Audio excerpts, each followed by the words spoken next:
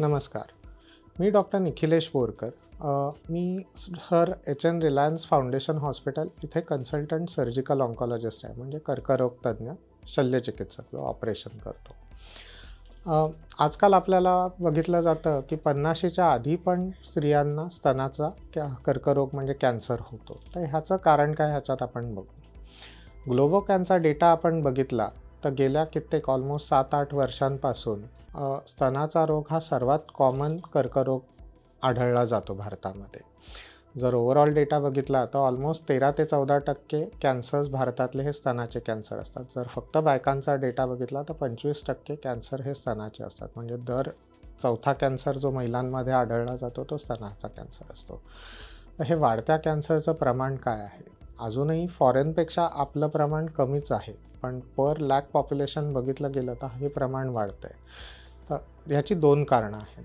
एक तर फॉरेनचं जी लाईफस्टाईल आहे ती आपण अडॉप्ट केलेली आहे.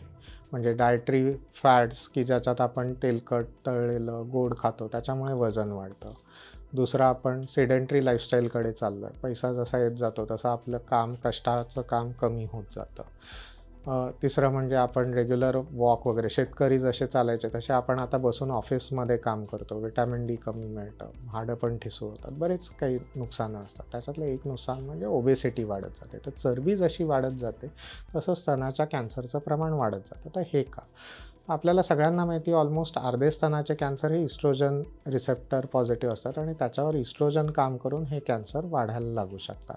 आता इस्ट्रोजन येतं अंडकोश म्हणजे ओव्हरीमधून. पण आपल्याला हे माहिती आहे का की चरबीमध्ये सुद्धा इस्ट्रोजन बनतं. आपला किडनीच्यावर एक ॲड्रिनल म्हणून ग्लँड असते जे अँड्रोस्टेनिडियॉन म्हणून एक हॉर्मोन सिक्रेट करतं, जे चरबीमध्ये जाऊन एक ॲरोमॅटेज म्हणून एन्झाईम असतो. तो एन्झाईम ह्या अँड्रोस्टेनिडियॉनवर काम करून त्याला परत इस्ट्रोजनमध्ये कन्वर्ट करतो आणि हे इस्ट्रोजन परत कॅन्सरला बढावा देतं. त्यामुळे obesity is one of the more reasons we see की ज्याच्यामुळे स्तनाच्या कॅन्सरचं प्रमाण वाढलं जात आहे.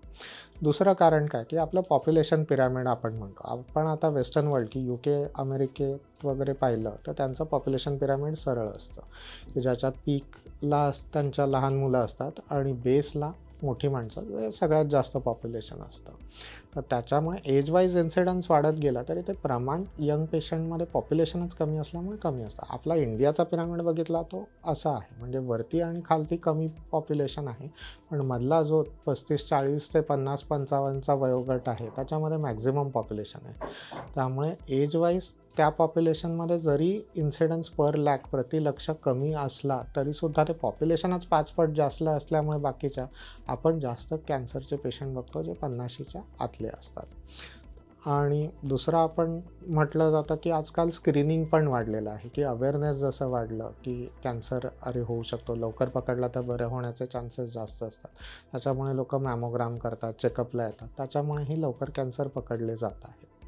ह्या कारणांमुळे आजकाल आपण 50शीच्या आतले कॅन्सर वाढलेले बघतोय. थँक्यू.